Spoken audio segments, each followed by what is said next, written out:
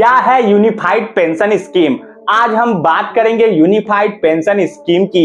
यह योजना केंद्र और राज्य सरकारों के कर्मचारियों को रिटायरमेंट के बाद आर्थिक सुरक्षा प्रदान करती है। यह योजना 2004 में शुरू की गई थी और इसका प्रबंधन pension fund regulatory and development authority द्वारा किया जाता है। यूनिफाइड पेंशन स्कीम की मुख्य विशेषता है कर्मचारी और सरकार दोनों 10% वेतन का योगदान करते हैं। रिटायरमेंट के बाद कर्मचारी को पेंशन मिलती है। योगदान राशि को शेयर बाजार, बॉन्ड आदि में निवेश किया जाता है। कर्मचारी अपने खाते को एक एम्प्लॉयर से दूसरे एम्प्लॉयर में स्थानांतरित कर सकते हैं। योगदान और पेंशन पर टैक्स लाभ मिलता है।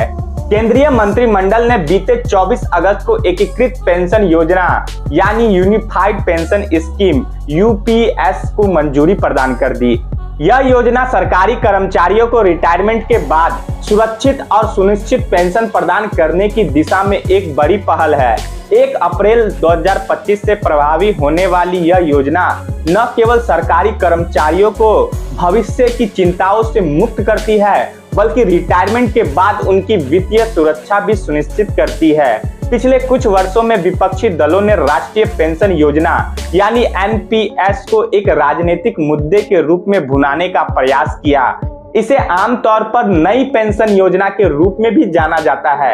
एनपीएस की आलोचना मुख्य रूप से इस कारण से होती थी कि बाजार में उतार चढ़ाव के चलते पेंशन में अनिश्चितता बनी रहती है और एक निश्चित पेंशन के अभाव में सरकारी कर्मचारी अपने भविष्य के प्रति आश्वस्त नहीं रह पाता। इसी आधार पर पुरानी पेंशन योजना की मांग होती थी।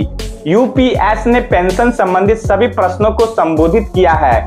यूपीएस सुनिश्चित करती है कि रिटायरमेंट के बाद सभी लोगों को एक स्थिर और निश्चित पेंशन मिले, जो एनपीएस से उतना संभव नहीं हो पा रहा था, क्योंकि यह बाजार से जुड़ी योजना है जिसमें सरकारी कर्मचारियों का योगदान तय होता है, लेकिन रिटर्न बाजार पर निर्भर करता है। क्योंकि एनपीएस में पैसा बाजार में लगाया जाता है, इसलिए पेंशन की राशि निश्चित नहीं होती है और बाजार में उतार चढ़ाव पर निर्भर रहती है।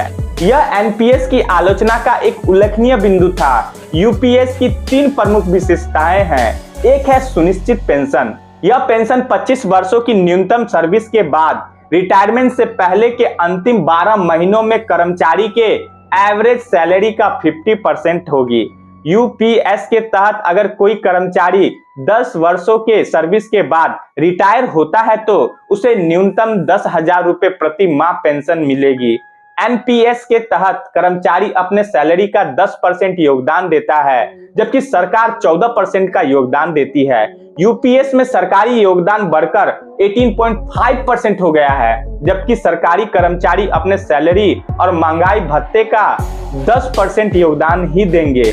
यूपीएस की दूसरी विशेषता है मुद्रास्फीति सूचकांक।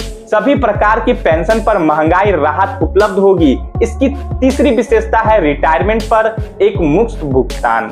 यह ग्रेजुएटी के अतिरिक्त होगा और इसकी गिनती रिटायरमेंट की तारीख पर प्रत्येक 6 महीने की सर्विस के लिए मंथली सैलरी के 10% के रूप में की जाएगी।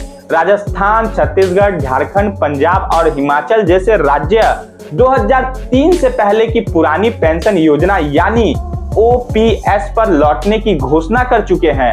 यह निर्णय इन राज्यों की गैर भाजपा सरकारों ने लिया था। ओपीएस गैर अंशदायी और वित्तीय पोषित है। इसमें राज्य सरकार को तत्काल पेंशन फंड में अपने हिस्से का पैसा नहीं देना पड़ता। इससे पैसे की बचत होती है। हालांकि आने वाली सरकारों को बड़ी मात्रा में पैसा देना होगा। इससे इन राज्यों पर बहुत ज्यादा वित्तीय बोझ बढ़ जाएगा।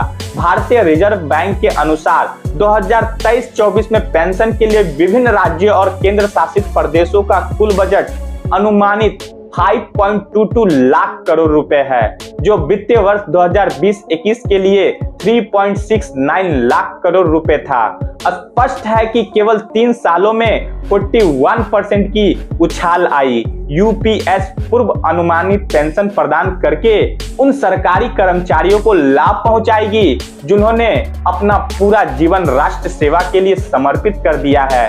यह सरकार के लिए भी लाभकारी है।